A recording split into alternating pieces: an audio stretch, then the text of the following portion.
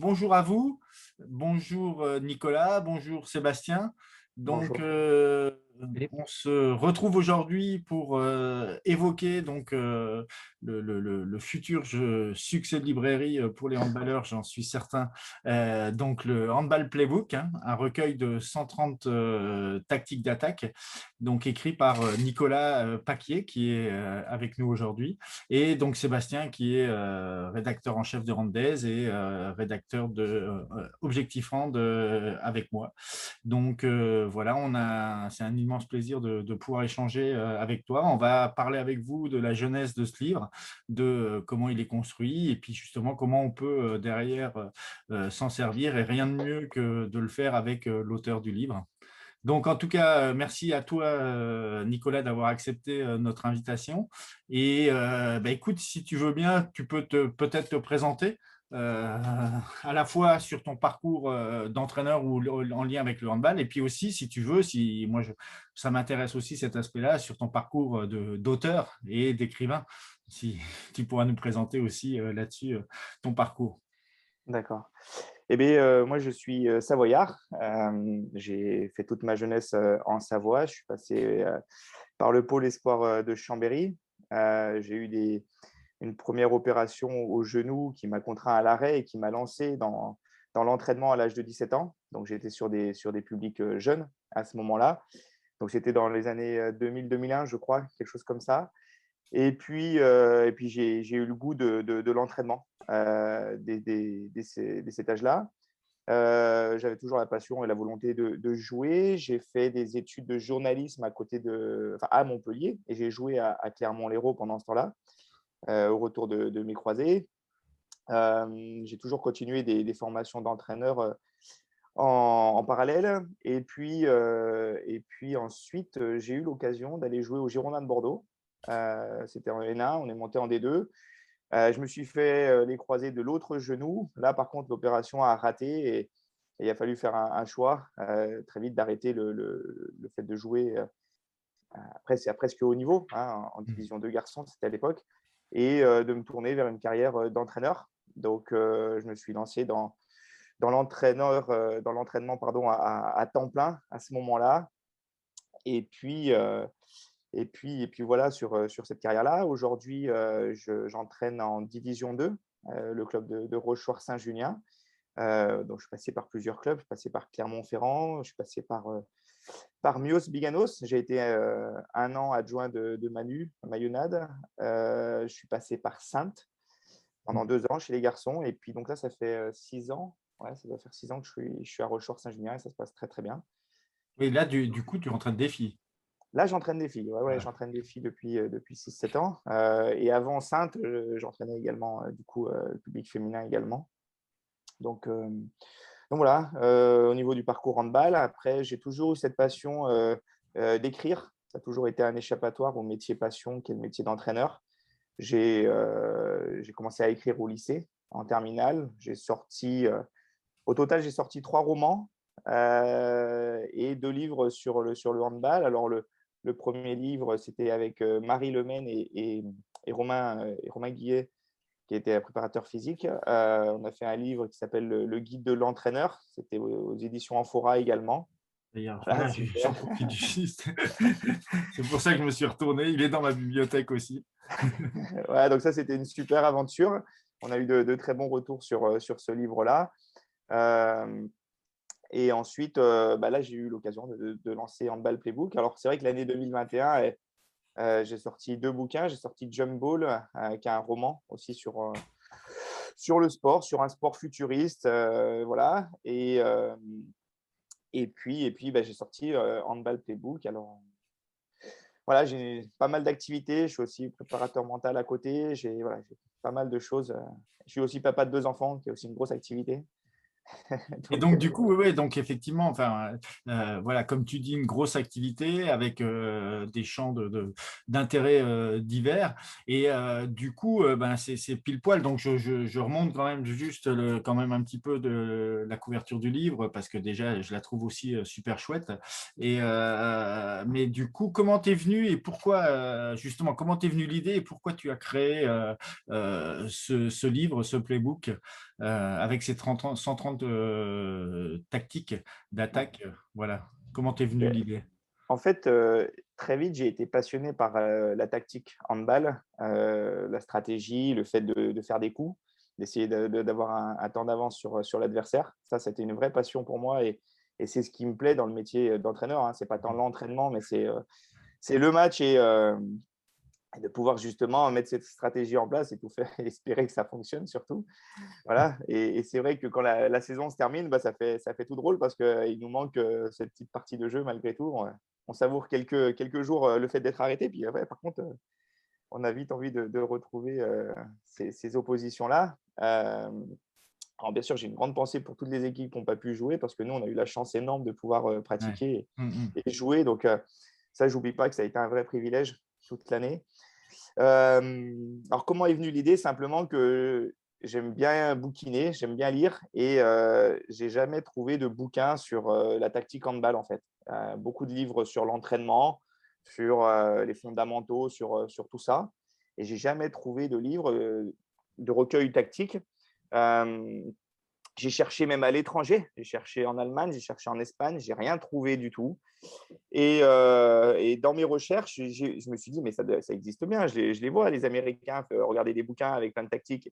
Donc je me suis dit: J'ai regardé au niveau des États-Unis, c'est eux, ils ont des choses comme ça, ça s'appelle des playbooks justement, pour le football américain, pour le basket. Ils ont Pour le ces hockey. ouvrages avec, des recueils de tactiques, incroyables et je me suis dit: «Ben» et quand il y a eu le premier confinement, je me suis dit: «Bah mince, ça existe pas et pourquoi pas, occuper mon temps à tenter le truc». Alors c'est vrai qu'au départ, ça paraît être un chantier assez conséquent et puis je me dis, voilà, quand je reprends un peu tous mes projets de jeu, plus toutes les équipes que j'ai eu la chance d'affronter, d'observer, de découper, de décortiquer, bah, ça commence à faire pas mal de combinaisons. Plus toutes les équipes que j'ai eu la chance de regarder, à la télévision, d'écouter les coachs, au temps mort annoncer un truc et puis regarder ce que c'était juste après.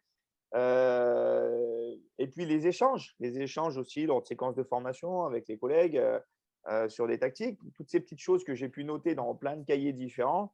Je me suis dit: «Bah, voilà, je vais essayer de les regrouper et de voir ce que ça peut donner». OK.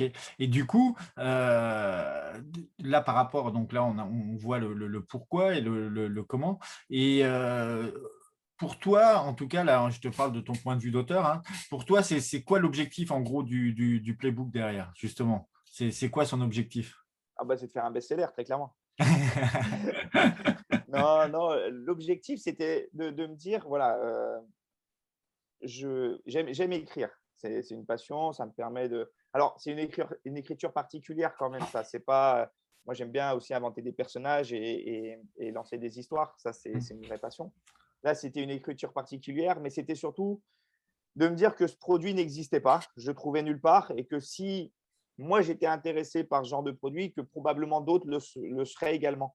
Mmh. Donc je me suis dit: «Voilà, je vais, envoyer quelques fiches, exemples, à Renaud Dubois, l'éditeur d'Amphora, et puis, bah, il me dira ce qu'il en pense» et puis, très vite, il m'a rappelé. Il m'a dit: on fonce, Mmh. effectivement, le produit n'existe pas, on y va, il y a quelque chose à faire». Donc voilà, il m'a demandé très vite, combien je pouvais recueillir tactique. Alors de tout ce que j'avais un peu griffonné, je lui ai dit: «Bah, 100-110, voilà» et puis à force de griffonner, je voyais que je pouvais en rajouter. Alors c'est encore une fois, c'est pas un dictionnaire, hein, c'est un recueil de ce que j'ai pu voir sur le terrain. Il y a quelques trucs que j'ai aussi, inventés, enfin du moins que je pense, inventer.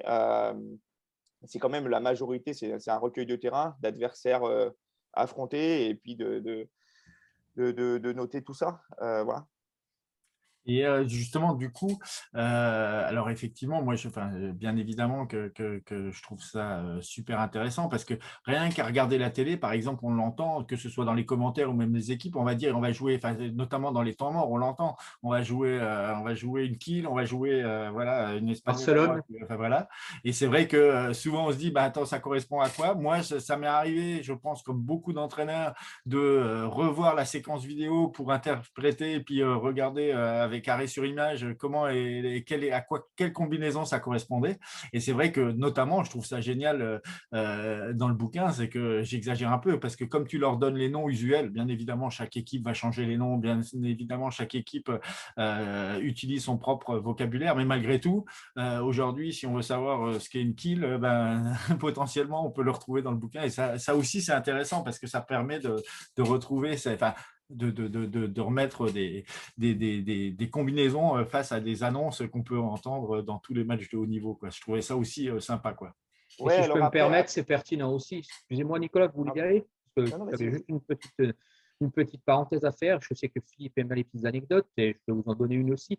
J'ai entendu une fois, véridique, parce que bon, je suis aussi sur le terrain en tant que journaliste et rédacteur, et j'ai entendu une fois sur un temps mort, un truc tout simple, qui m'avait plu. Je ne citerai pas les noms parce qu'on ne fait pas de la délation, on n'est pas là pour se moquer ou pour voilà. Et j'ai entendu un entraîneur qualifié d'un très bon niveau dire voilà, on va jouer Barcelone sur le temps mort. Il regarde son joueur, qui est quand même un joueur de D1, qui joue toujours en Pro League et qui a du niveau. Tu connais Barcelone? Il regarde, il fait non. Ok, on va faire autre chose plus simple. Et c'est là où je me suis dit, effectivement, si on pouvait si on pouvait être sur la même phase au niveau de. Voilà, et là, je me dis justement, j'entends parler justement de ce projet que je trouve vraiment ambitieux et intéressant, je me dis, ça peut vraiment être un outil qui peut vraiment être vraiment très, très pratique. Ouais. Ouais, Alors, je mets un petit bémol sur les noms des combinaisons parce que euh, du coup, ce que j'ai constaté aussi, c'est qu'il y a des entraîneurs qui utilisaient des fois le même nom c'est pas la pour même. une combinaison différente. Et là, je n'ai pas du tout la compétence de dire si c'est lui qui est à l'origine enfin, qui a l'historique juste ou pas. Donc, c'est pour ça que c'est vraiment un recueil de ce que j'ai pu entendre. Après, je ne sais pas si c'est toujours juste tous ces noms-là. Du moins, c'est ce que moi j'ai entendu. Et c'est ce que je note. Après, effectivement,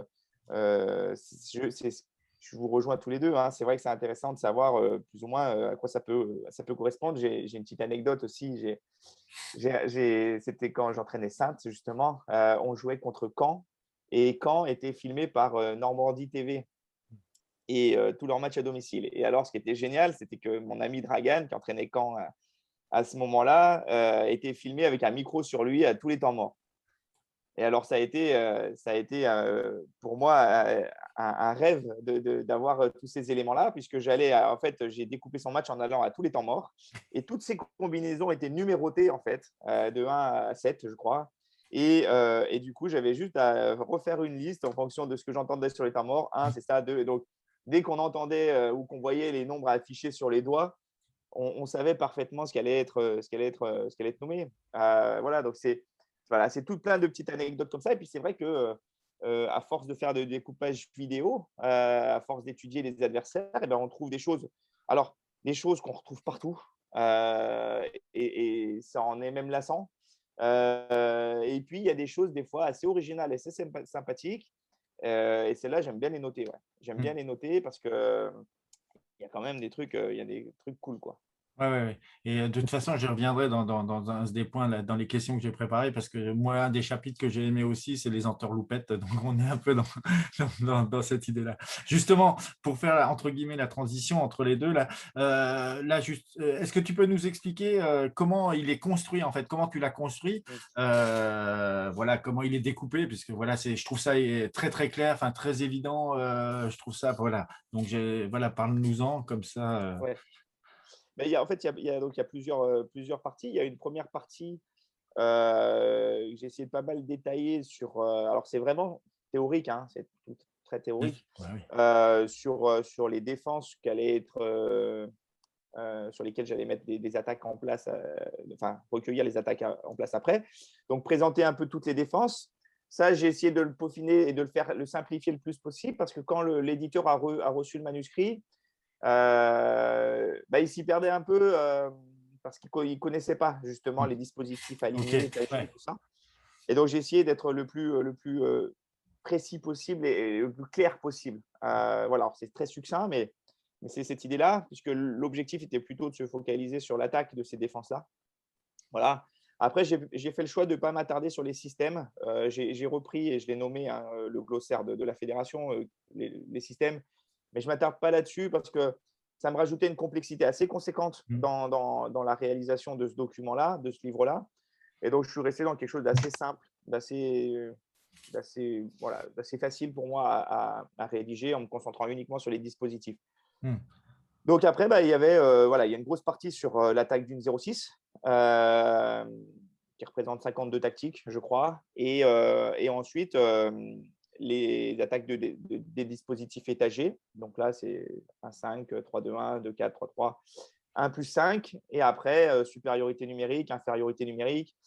Alors, on m'a dit, mais il n'y a pas le 7 contre 6. Alors, je dis si, mais il est dans les supériorités numériques, par exemple. Le grand espace. Et effectivement, il y a les entourloupettes, un chapitre qui me tient à cœur, vraiment. Ouais. Avec les anecdotes de coach. Ouais, oui, moi, on en a déjà discuté ensemble quand on s'est contacté. C'est vrai que c'est aussi moi un des aspects qui m'intéresse le plus dans le hand, tous ces aspects-là, tactiques justement. Et c'est vrai que du coup, c'est un des chapitres qui est sur lequel effectivement, en gros, je me suis précipité quand je l'ai vu. C'est vrai que voilà, donc parle-nous-en un petit peu de ce chapitre spécial entourloupette entre guillemets. Entourloupette, en fait, c'est un peu les petits coups sympathiques qu'on peut faire pour piéger l'adversaire. Je me souviens m'être fait piéger moi en tant que joueur sur une tactique par deux potes à l'entraînement et du coup, ça me tenait à cœur de le faire réapparaître. Je l'ai nommé Oups parce que du coup, c'est souvent comme ça que du coup, nous, localement, on l'a appelé. Et puis, celle qui nous a fait le plus connaître, ça a été la Oups 2. Je raconte l'histoire dans le livre. Alors, celle-là, c'est vrai que c'était un moment assez sympathique. Même si on perd le match, pour moi, c'est un de mes meilleurs souvenirs parce que tout a fonctionné dans l'aspect théâtral, en fait. C'est ça qui est assez sympa. Et par chance, la vidéo, on l'avait mis sur Internet. Et donc, j'ai mis le lien Ouais. pour pouvoir aller voir sur YouTube cette petite vidéo. Et puis après, il y a des choses classiques, hein, comme Marseille, là, la passe volée de l'arrière pour le demi-centre. Très simple. Et puis ensuite, la team, alors il y a Tim et Jules, je me suis amusé à les nommer au nom de mes enfants, mais Tim, ça a été une combinaison que j'avais vue en 2000, au Mondial féminin 2007. Alors, c'est un mélange de deux combinaisons, en fait, un mélange d'une combinaison hongroise et puis je crois que c'était l'équipe du Japon. Et puis, je me suis dit, mince, ça, c'est bien ce qu'elles font. Et puis, ça, c'est bien ce qu'elles font de leur côté. Et je me suis dit, par contre, si on faisait les deux en même temps, ça pourrait être encore plus sympa. Donc, j'ai essayé de fusionner un truc. Faire un mix. Pardon? Faire un mix. Ouais, voilà. Donc, par exemple, Team, ça a été un mélange de deux trucs que j'avais vus au Mondial 2007 et j'avais noté, je l'avais fait. Et puis, mon équipe actuelle le réalise assez souvent. Alors, maintenant, je sais que certains adversaires commencent à entendre son nom et à se préparer à ça. Donc, il faut qu'on amène des subterfuges maintenant pour l'amener sur le terrain. Mais voilà, ça fonctionne plutôt bien. Et puis, moi, j'aime bien ce petit côté un peu rigolo, un peu décalé. Ouais, non, c'est clair. Moi, j'ai vraiment apprécié aussi. Juste pour terminer sur cette partie construction, juste pour le repréciser, bien, c'est que en fait, tu as construit il y a une page par tactique en gros. Je prends un raccourci, mais voilà, l'idée, c'est que, vas-y, donc détaille peut-être justement comment est construite la page. Limite, moi, je peux déjà montrer un exemple comme ça, pas à travers caméra. Donc, voilà, ça donne une idée. Et puis toi, derrière, décline peut-être Ouais. comment elle est construite. Ouais, tout à fait. Alors, au départ, l'idée, c'est de présenter simplement le mouvement. Donc, par exemple, le double croisé sur la base arrière. Là, c'est la première qui est du livre. Ensuite, d'expliquer le but du jeu. Donc, avec un pivot placé entre 3 et 3. L'idée, avec ce double croisé, ça va être de désaligner les numéros 3. Donc, expliquer le but du jeu. Ensuite, la mise en place. Alors là, j'ai voulu faire un truc vraiment étape par étape. 1, il se passe ça. 2, il se passe ça. 3, il se passe ça. Des fois, en 3, il y a deux choses qui se passent, par exemple, en même temps. Et puis ensuite, les consignes, c'est le genre de phrase que l'entraîneur peut être amené à dire, par exemple, ou Ah, ouais, c'est consignes ou des fois petits conseils qui peuvent être amenés en plus. Et puis, j'ai toujours voulu qu'il y ait au moins une variante par tactique en plus. Donc, c'est-à-dire qu'au-delà des 130 tactiques d'attaque, j'ai toujours voulu qu'il y ait au moins une variante en plus sur le truc et pas plus de 2 dessins. Alors, pourquoi? Pour plus de lisibilité. Alors, j'entends que des fois, c'est vrai que ça aurait pu être bien sur quelques combinaisons longues qu'il y ait plus de dessins, mais en fait, c'est plus des photos d'instants de séquences. Pour moi, le plus important, c'est toute la partie mise en place, en fait. Vraiment, étape par étape. Le pivot, on le met là, le demi-centre, il enchaîne comme ça, et ainsi de suite. Voilà. Ouais, et enfin, globalement, effectivement, c'est très clair. C'est vrai que sur certaines, on aurait pu imaginer peut-être 2 pages pour l'expliquer la globalité, mais c'est vrai que je trouve ça aussi super clair et super synthétique. Et du coup, ça me permet de venir là sur le sujet qui me semble super important et notamment aussi, puisque tu le sais, notamment pas que, mais que ce soit objectif hand et entraînement handball, on essaye de s'adresser énormément aux entraîneurs amateurs et bénévoles, tu vois, qui n'ont pas forcément de gros bagages techniques ou tactiques. Et du coup, toi, à ton avis, comment les entraîneurs peuvent s'en servir aujourd'hui? Parce qu'effectivement, je fais le lien avec le sous-titre du livre qui est voilà, choisir son système de jeu idéal.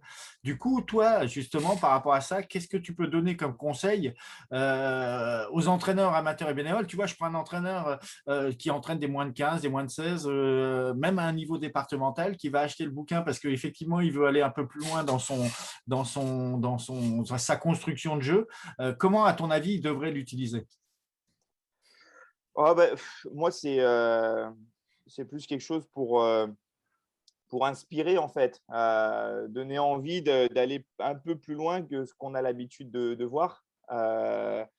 L'espagnol, le Yago, tout le monde connaît et tout le monde le pratique. Alors, moi, je m'oblige à ne pas le faire, par contre, parce que je crois que, on va dire que 9 équipes sur 10 que je rencontre me proposent des Yago avec plein de diversité.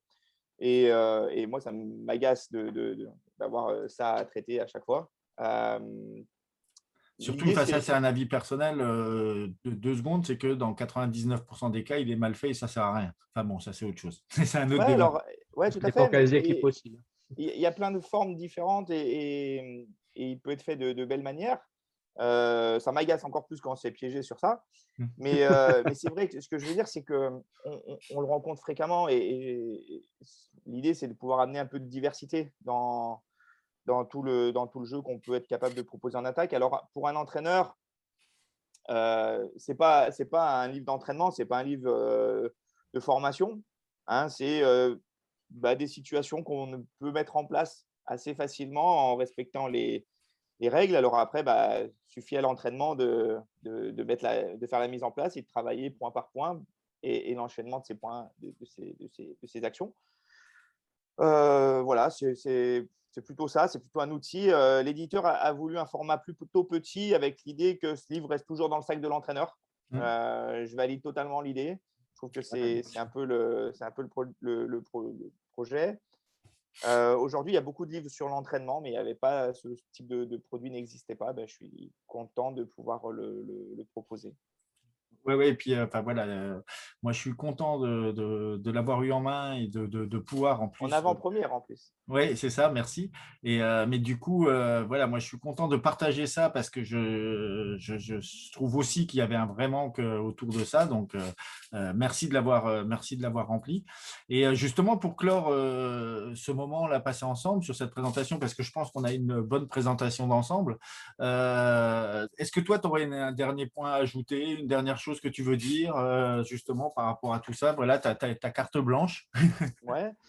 J'insiste sur le fait que c'est vraiment pas un dictionnaire, hein, c'est un recueil. C'est un recueil d'expériences, de C'est ça. terrain, de ce que j'ai pu voir, de ce que j'ai pu griffonner à côté. Et je suis très content qu'avec Christophe, on ait aussi mis des pages vierges dedans, parce qu'on va le dire, hein, il y a quand même des pages vierges, il n'y a pas que ça, mais Il y a des Pas pages vierges mal. parce que l'idée, c'est de Alors montrer juste, que… j'en profite quand même parce que tu viens de le citer. En fait, il parle de Christophe et en fait, Christophe qui a fait le graphisme du livre et aussi le graphisme du site Entraînement Handball. Donc voilà, c'est Christophe Poisneau de Dessine-moi un gangster. Donc merci à lui. Voilà. Ah, il a super bien bossé, un grand merci à lui. Même Servane Eudiard, qui est une correctrice fabuleuse. Parce qu'en fait, moi, je fais mes dessins à chaque fois sur des PowerPoint. Donc, j'envoie le truc, mais les PowerPoint, c'est des points, en fait. Hein. Les bonhommes, c'est des points. Et il m'a dit, est-ce que tu voudrais qu'on rajoute des bras pour qu'on puisse voir mieux les orientations? Je dis, bah, carrément, carrément. Moi, je ne savais pas rajouter les bras sur mes PowerPoint. Donc, il faut imaginer que les 130 dessins, les 130 dessins, les 260 dessins, il les a repris un par un et il a rajouté des bras à tous les bonhommes. Ouais. Donc, ça, Et c'est quand sachant même… que justement, enfin, là juste, on peut le dire là, c'est que en fait tout ça c'est permis parce que c'est un peu la même chose sur entraînement de balle. C'est tout ça c'est permis parce que c'est aussi un ancien handballeur, quoi. Exactement, ouais, tout Voilà, à fait. Ça a été une chance énorme pour moi d'avoir quelqu'un qui connaissait le hand et qui savait orienter un pivot sur les blocs c'est et tout ça. ça. Donc, ça, c'était… non, non, j'ai été accompagné par deux personnes incroyables, hein. Vraiment, je suis très, très content. Donc voilà, donc l'idée, ouais, c'est que ce bouquin, il puisse rester dans les sacs. Et puis, justement, ces pages vierges, c'est aussi permettre aux gens de montrer qu'ils peuvent aussi continuer à en rajouter, hein. C'est aussi l'idée. Ce n'est pas du tout un livre fermé totalement. Je pense qu'il y avait plein de choses à faire encore. Ok, ben écoute, en tout cas, voilà, vous retrouverez les détails pratiques concernant le livre dans la rubrique On a lu pour vous d'objectifant de spécialité. Donc voilà, de toute façon, vous avez compris, je pense qu'on a adoré l'ouvrage. En tout cas, je pense qu'aujourd'hui, c'est un ouvrage à avoir dans toutes les bonnes bibliothèques de handballeurs, ça c'est clair. Un grand merci à toi, Nicolas, à la fois pour le livre et puis surtout de nous avoir accordé du temps pour que justement on puisse aller un peu plus dans cette genèse et dans comment il est construit.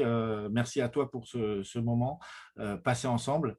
Et puis, donc j'espère qu'il va se connaître un grand succès éditorial et tu vas pouvoir bientôt lancer la préparation du numéro 2. Alors, c'est gentil, merci pour l'invitation. Alors, ce qui me dépasse un peu, c'est que sur LinkedIn, j'ai pas mal d'entraîneurs étrangers, plusieurs pays qui m'ont contacté. Alors, ça me surprend vraiment. Alors, le thème, ça veut dire que le thème plaît, ça veut dire qu'il y avait un vrai manque. Il y avait un vrai manque sur ça. Maintenant, j'espère que ça répondra aux attentes. Voilà. Au moins, il y a un premier jet, il y a quelque chose qui a été fait comme ça. Il y en aura peut-être d'autres personnes avec des histoires peut-être plus justes, je ne sais pas. Mais en tout cas, voilà, il y a au moins le mérite d'exister. Et s'il peut aider, s'il peut plaire, tant mieux. C'est un livre confinement. C'est ça, mais en tout cas, voilà, qui répond à un réel besoin et merci pour tout ça en tout cas et à très vite pour la suite de l'aventure. En tout cas, là, bonnes vacances à toi. Bon, la reprise va arriver très vite, mais profite de ces moments-là et puis j'espère très vite ou un de ces quatre autour des terrains quand même. Ouais, ça serait cool. Ça Ouais, serait ce cool. Et serait puis, cool. je te souhaite d'aboutir aussi à ce projet littéraire. Ça serait cool aussi. Ça marche. Au revoir à tous et puis encore merci.